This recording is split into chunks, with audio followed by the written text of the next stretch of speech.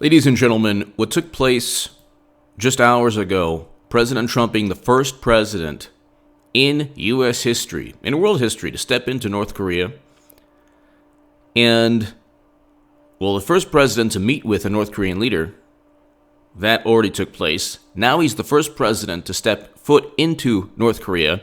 And for people on there's a hilarious Mother Jones article saying, oh yeah, this dictator diplomacy. It's like,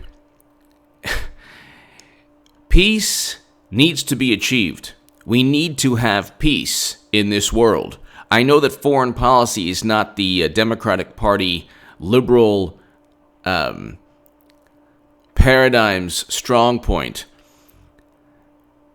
The left in the United States of America doesn't care about foreign policy at all. At all. They focus on words. They focus on being offended every single moment of the day. But when it comes to a major foreign policy achievement, if it's President Obama and, I don't know, a failed NATO intervention that causes Libya to become a failed state, destroys a country, shrug shoulders. Well, it was well-meaning. This is why they're the biggest hypocrites on the planet. If it's President Trump and he is brash or crude in some of the statements he makes, but he presides over the beginning of peace between North and South Korea, they don't give him the credit he deserves. Now, this is the office of the President Moon Jae-in. This is the official account of the office of the President of the Republic of Korea.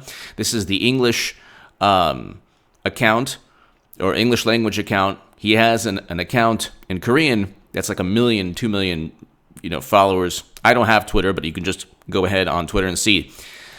The office of the President Moon Jae-in, I think he knows a little bit more. How about infinitely more about peace and politics on the Korean Peninsula than any Democrat or any liberal or any hater. But he just tweeted, the office of the President Moon Jae-in just tweeted this: the establishment of permanent peace on the Korean Peninsula has overcome a big hurdle. Okay?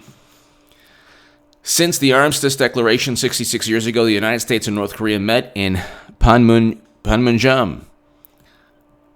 So, this is, and also a quote from President Moon Jae-in.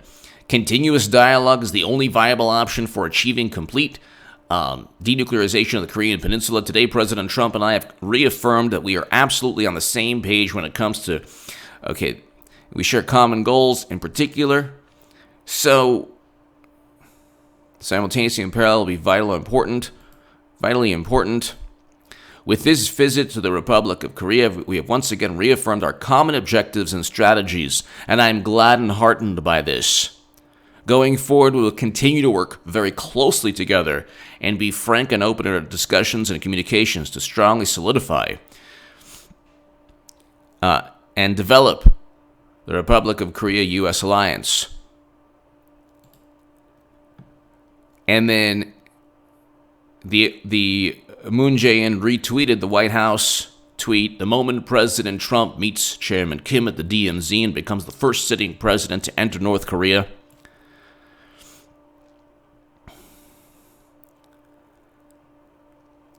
And it's just amazing. This Twitter account from the president of South Korea is tweeting and publicizing these major events, this major event. It's not something that should be taken lightly. It's not a photo op. It's not a public relations stunt. This is something tangible that President Obama, President Bush, no president ever has achieved. And instead of giving Trump, it really doesn't matter what the left or media, surprisingly, media has had no choice but to actually state the truth, which is that he's the first president to step foot in North Korea.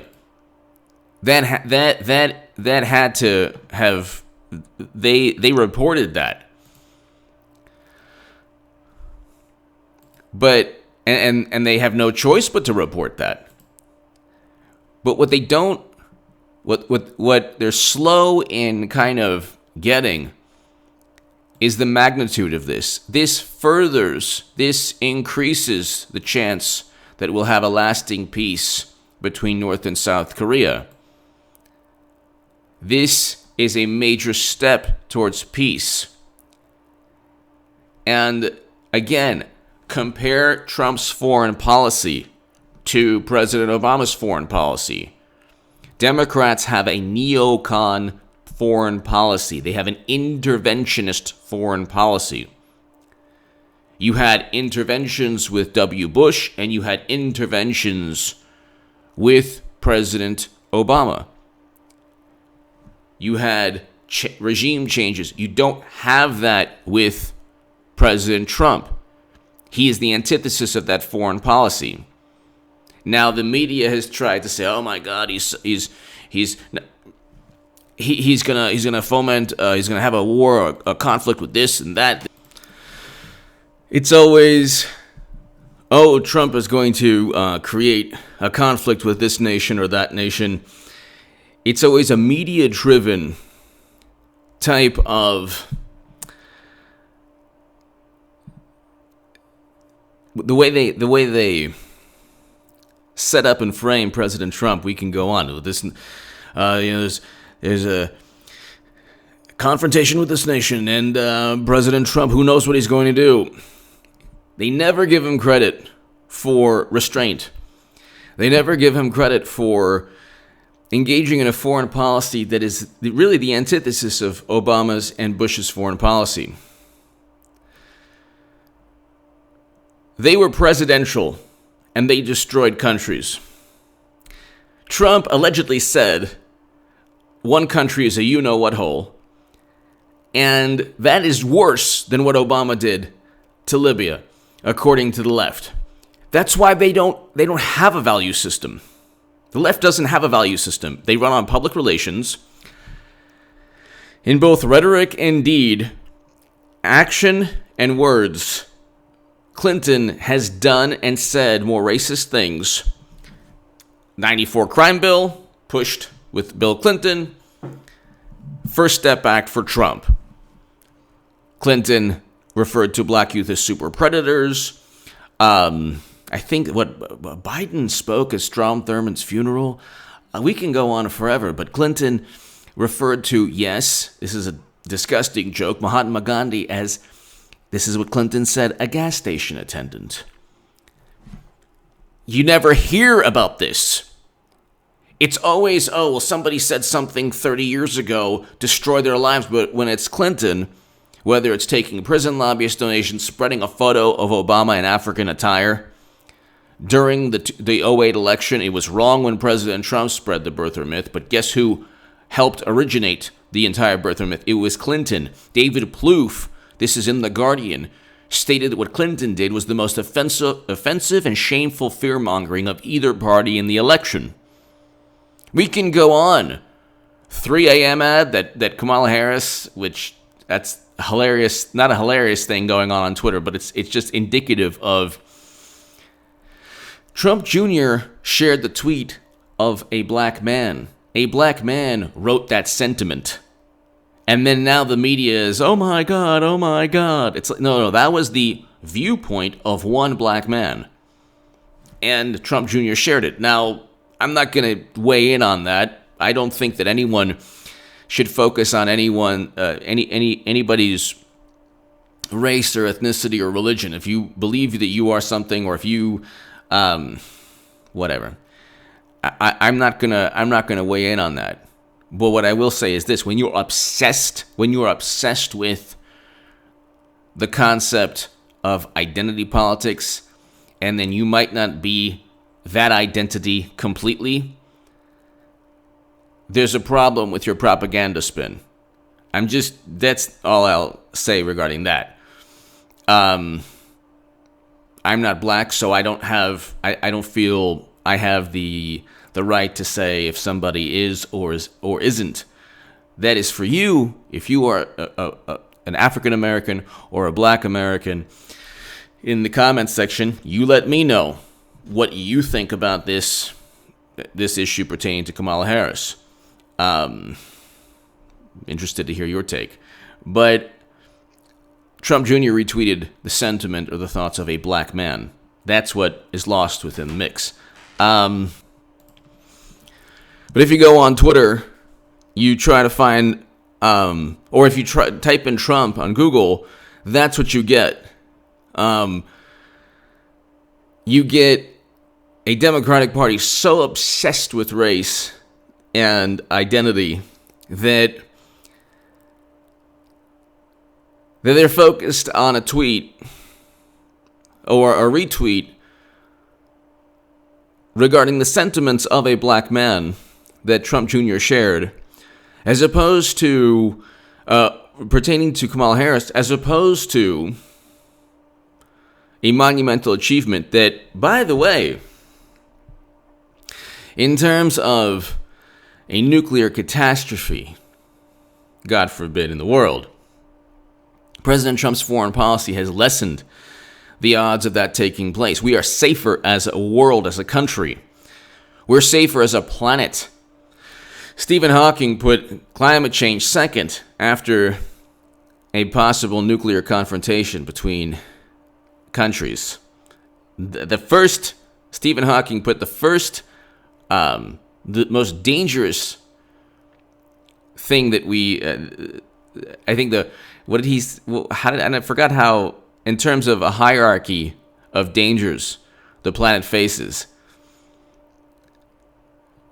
nuclear war was the number one risk the planet has to our existence.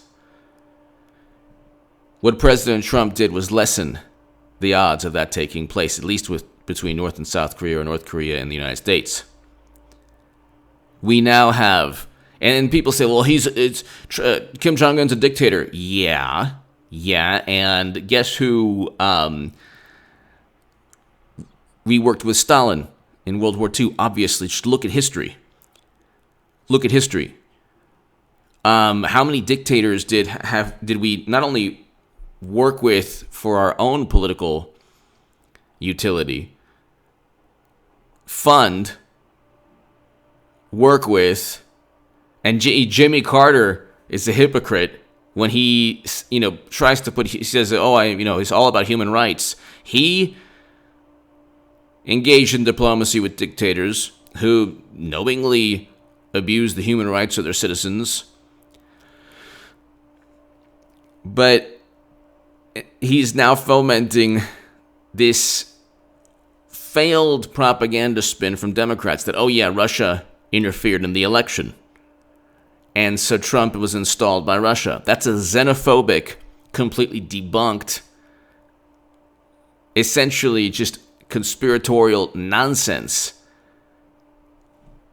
He's repeating the same nonsense that Clapper, Brennan, Comey, Strzok, and McCabe utilized to investigate Trump, from a Steele dossier that was purchased by Clinton, CrowdStrike outsourced by Democrats. They purchased their own Russian hacking myth. Clinton's running again.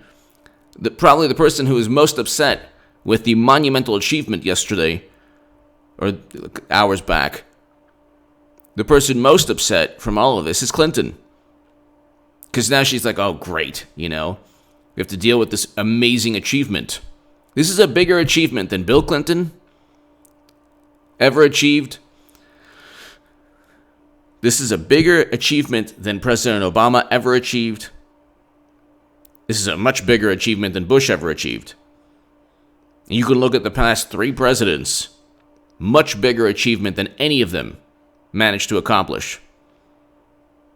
So, in terms of making the world safer, President Trump did that. Will he get the credit he deserves? Probably not, because Twitter is its own world. So now they're focused on all of these things right here, right now. It's all politics. It's all, and this is why they'll lose in 2020. Hillary Clinton will run again. The golden muumuu will levitate above the DNC once again. And guess what? They're going to lose again. But one of the reasons they will lose, in addition to the fact that Clinton is just they're going to nominate Clinton again. She's running again. Eventually, there's 2 debates left before the first of the year. There's one in July and then September. She can wait till September because there'll be a limited field And she can sweep on in and say, look, I'm here to save the party. She will do that. You think she's just going to not try again after she purchased 2 years of a Russian hacking myth? Give me a break. Give me your thoughts below. Share my article in the Jerusalem Post regarding AOC's latest irrational comments. I love how they're like, oh, well, just about a year ago, the border is a manufactured crisis. Now it's a crisis. Before it was manufactured. And they still don't want to give money to fund, to ensure that, well, we can go on forever. Democrats are all over the place. President Obama deported more human beings than any president in U.S. history. And then we have to hear, and then the Senate report talked about horrific things that took place under President Obama's administration regarding that topic. Not going to get into it right now. I have in the past. Give me your thoughts below. Monumental achievement makes the world safer, but Democrats are focused on what they always do, undermining their own chances in 2020. Trump is going to win. That's no doubt. He'll defeat Clinton again. One of the main reasons is because he actually achieves historic, monumental foreign policy success, while Democrats just focus on nonsense. Give me your thoughts. Thank you.